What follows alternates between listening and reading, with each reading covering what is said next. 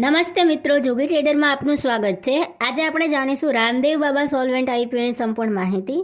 આપણે જાણીશું IPO open ક્યારે થાય છે, ક્લોઝ ક્યારે થાય છે, આઈપીઓ લાવવાના મુખ્ય કારણો કયા કયા છે, રિઝર્વેશનની વાત કરીશું, તેમજ કેટલી અરજી કરી શકાય છે, તેમજ કંપનીની નાણાકીય પરિસ્થિતિ વિશે વિગતે ચર્ચા કરીશું. તો ચાલો શરૂઆત કરીએ. હવે જાણીએ કે આ કંપની કામ શું કરે છે. ભૌતિક રીતે શુદ્ધ ચોખાના તેલનું ઉત્પાદન અને વિતરણ કરે છે.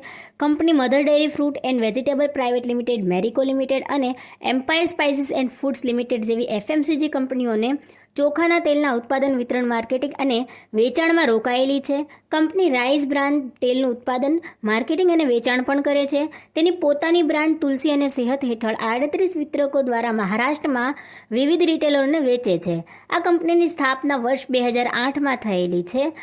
Company D oil rice brand DORB પણ બનાવે છે, જે ચોખાના તેલના નિષ્કર્ષની આડપેદાશ છે અને તેને મહારાષ્ટ્ર, ગોવા, ગુજરાત, મધ્યપ્રદેશ, આંધ્રપ્રદેશ રાજ્યોમાં પશુધન, મરઘા અને માછલીના ખોરાક તરીકે વેચે છે. તેલંગાણા, કર્ણાટક, કેરળ અને તમિલનાડુ અન્ય આડપેદાશો જેમ કે ફેટી એસિડ, લેસિથિન, ગમ, સ્પેન માટી અને મીણ ખુલ્લા બજારમાં વેચાય છે. હવે આ કંપનીનો આઈપીઓ ઓપન થાય છે 15 એપ્રિલના રોજ. આઈપીઓ ક્લોઝ થાય છે 18 એપ્રિલના રોજ. ફેસ વેલ્યુ છે ₹10 પર શેર. પ્રાઇસ છે 80 થી ₹85. લોટ સાઇઝ છે 1600 શેર્સ. આઈપીઓની સાઇઝ છે 50.27 કરોડ.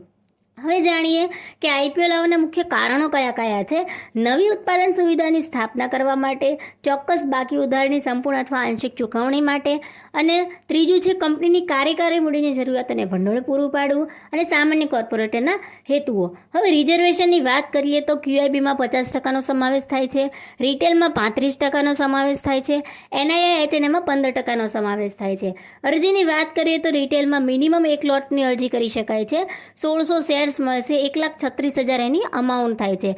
રિટેલમાં મેક્ઝિમમ એક લોટની અરજી કરી શકાય છે. 1600 શેર્સ મળશે, 1,36,000 એની અમાઉન્ટ થાય છે. HNMમાં મિનિમમ 2 લોટની અરજી કરી શકાય છે. 3200 શેર્સ મળશે, 2,72,000 એની અમાઉન્ટ થાય છે. હવે કંપનીની નાણાકીય પરિસ્થિતિ વિશે વિગતે ચર્ચા કરીએ તો 31 માર્ચ 2021માં 42,717 લાખના રેવન્યુ સામે કંપની 617 લાખનો પ્રોફિટ કરે છે. 31 માર્ચ 2022માં 58,525 લાખના રેવન્યુ સામે કંપની 659 લાખનો પ્રોફિટ કરે છે. 31 માર્ચ 2023માં 70,433 લાખના રેવન્યુ સામે કંપની 1300 લાખનો પ્રોફિટ કરે છે. 31 ડિસેમ્બર 2023ના આંકડા જોઈએ તો 46,569 લાખના રેવન્યુ સામે કંપની 828 લાખનો પ્રોફિટ કરે છે.